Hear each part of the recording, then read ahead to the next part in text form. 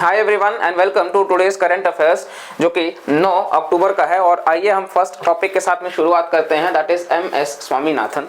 तो एम.एस. स्वामीनाथन जी जो है उनका निधन हो चुका है। तो ये है कौन, देखिए सवाल इस टाइप से आते हैं पर्सनालिटी इन न्यूज के ऊपर। तो यहाँ आप देखोगे स्वामीनाथन साहब जो हैं ये फादर हैं इंडियाज ग्रीन रिवॉल्यूशन के।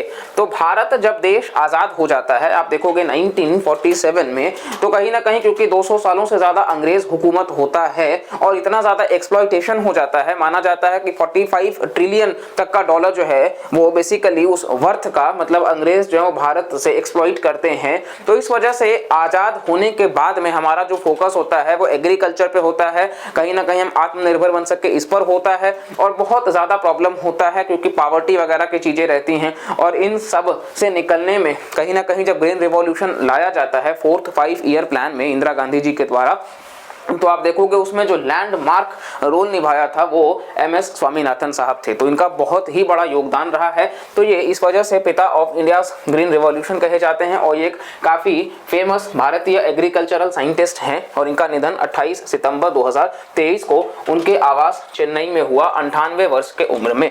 तो चलिए नेक्स्ट हम देख लेते हैं इनको। जैसा कि हमने देखा कि father of India's green revolution कहा जा रहा है और इनका कॉन्ट्रीब्यूशन था HYV जो हाई यील्डिंग वेराइटी सीड्स हैं पैडी के, उसको प्रमोट करना, डेवलप करने में, ताकि जो भारत जैसी लो इनकम फार्मर्स प्रोड्यूस हैं वो बढ़ सके। अब इनके टेन्योर में आप देखोगे तो ये अलग अलग तरीके से काम किए हैं।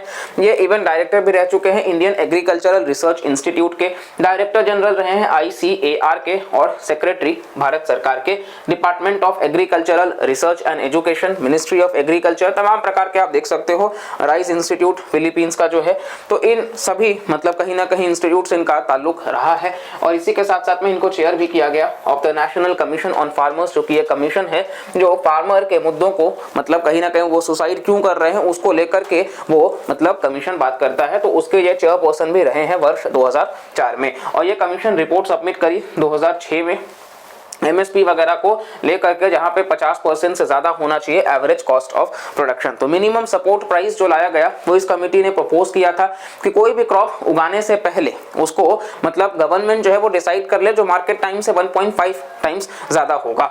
और स्वामीनाथन जी को अवार्ड भी दिया गया था फर्स्ट वर्ल्ड फूड प्राइज 1987। आपको ध्यान रखना है कि जो फर्स्ट वर्ल्ड फूड प्राइज है वो इन्हीं को सम्मानित किया गया था। नेक्स्ट आप देखोगे तो इनको पद्मश्री, पद्म भूषण और पद्म विभूषण से सम्मानित किया गया है। मतलब अगर आप सर्वोच्च अवार्ड भारत रत्न को अगर आप साइड में रख दो तो बाकी जितने भी पद्म अवार्ड्स हैं उससे इनको सम्मानित किया गया है।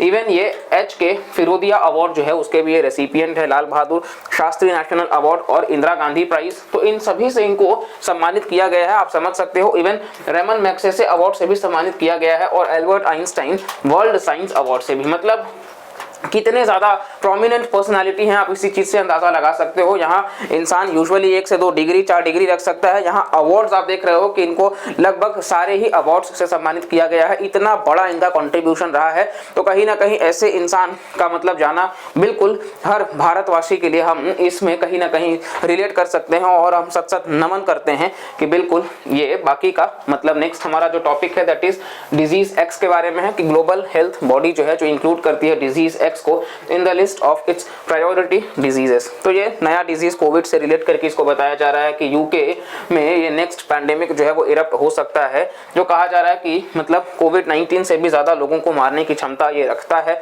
और ये फ्लू पैंडेमिक जो है वो ऑलरेडी 50 मिलियन लोगों को मतलब कहीं ना कहीं मार चुका है 1918-19 के समय में जब आया था।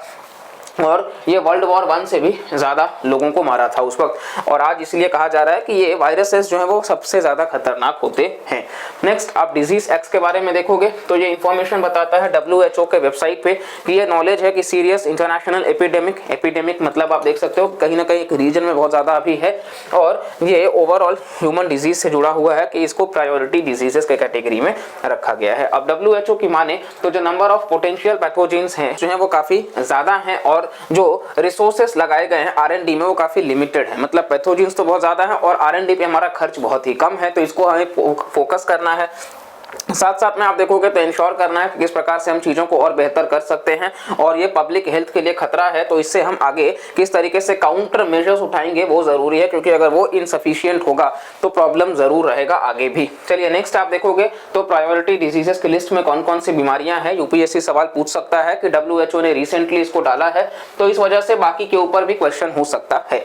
तो ये आप देखोगे कोविड-19 ऑलरेडी है, ये क्रीमिया में और कॉन्गो वाले रीजन में हेमोरेजिक फीवर है, मस्तिष्क ज्वर आप कह सकते हो, इबोला वायरस है और इसी के साथ साथ में मार्बर्ग वायरस है, लासा फीवर भी है, ठीक है, फिर MERS है, middle east respiratory syndrome corona virus का है, और सार्स भी है, निपाह भी है, निपाह केरल का जो है। तो इससे देखिए सवाल इसी टाइप से होते हैं करंट अफेयर्स बेस्ड। अब निपाह चर्चा में है, डिजीज X है, जीका के ऊपर यूपीएससी पूछता ही आया है, तो इस टाइप से आपको ध्यान रखना है। इबोला, मार्बर्ग, कोविड-19 ये सारे के सारे प्रायोरिटी लिस्ट के ही पार्ट हैं। नेक्स्ट आप देखोगे WHO कहता है कि अपने आप में एग्जॉस्टिव लिस्ट नहीं है, या कहीं ना कहीं बढ़ता जा सकता है, तो इस वजह से हमें फोकस करना है। चलिए नेक्स्ट हमारा जो टॉपिक है दैट इज सोशल बॉन्ड्स। तो जो national bank for agriculture and rural development है यानी कि नाबार्ड, उन्होंने कहा है कि वो अपना first rupee denominated AAA rated social bond को वो इशू कर रहे हैं, जो कि टोटल साइज लगभग 1040 करोड़ का है। ये जो बॉन्ड्स हैं ये 5 ईयर टेन्योर के हैं जो इशू किए गए हैं privately to eligible institutional investors को। अब ये एलिजिबल इंस्टीट्यूशनल जो इन्वेस्टर्स हैं इनको इशू किया गया है privately under the sustainability bond framework. अच्छा, ये 5 साल का है, आपको ध्यान रखना है। तो चलिए सोशल बॉन्ड्स क्या है जी, तो ये दरअसल आप देखोगे ये बॉन्ड इशूअर रेज करना चाहता है फंड एक प्रोजेक्ट के लिए जो कि सोशली बेनिफिट करेगा। मान लीजिए कि कहीं एजुकेशन के लिए स्कूल हो गया, कहीं हॉस्पिटल हो गया, कहीं सैनिटेशन वगैरह की फैसिलिटीज, तो उसके लिए फंड रेज करना, और ये फाइनेंस करता है नए या existing eligible green and social projects के। तो या तो कंप्लीटली नया हो या तो कोई एग्जिस्टिंग हो, उसके लिए भी चलेगा, ठीक है।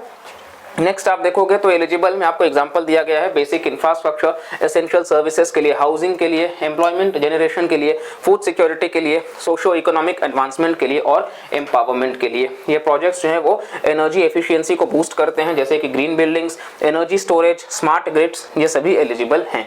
नाबार्ड के बारे में देख लेते हैं। तो ये एक डेवलपमेंट बैंक है जो कि प्रोवाइड करता है और रेगुलेट करता है क्रेडिट, जिससे डेवलप किया जा सके एग्रीकल्चर को, स्मॉल स्केल इंडस्ट्रीज को, कॉटेज और विलेज इंडस्ट्री को, हैंडीक्राफ्ट वगैरह को, और बाकी का जो अलाइड इकोनॉमिक एक्टिविटीज है रूरल एरियाज में। यह स्टैट्यूटरी बॉडी एस्टैब्लिश हुआ 1982 में। स्टैट्यूटरी है मतलब खुद के एक्ट से पावर मिलता है अंडर द नाबार्ड एक्ट 1981। तो ये 1982 में है, ये आपको ध्यान रखना है। नेक्स्ट आप देखोगे तो कोनो कार्पस ट्रीज के बारे में देख लेते हैं। गुजरात गवर्नमेंट ने बैन कर दिया है प्लांटेशन ऑफ कोनो कार्पस ट्रीज जो कि फॉरेस्ट और नॉन फॉरेस्ट एरियाज में है। अब इसके बारे में अगर हम देखें तो ये एक एक्सोटिक मैनग्रोव स्पीशीज है जो कि लोकल एडमिनिस्ट्रेशन जो गुजरात में है उससे डील करता है। तो ये एवरग्रीन फास्ट ग्रोइंग स्पीशीज है। साथ साथ में आप देखोगे तो इसका इस्तेमाल ऑर्नामेंटल लुक्स में किया जाता है।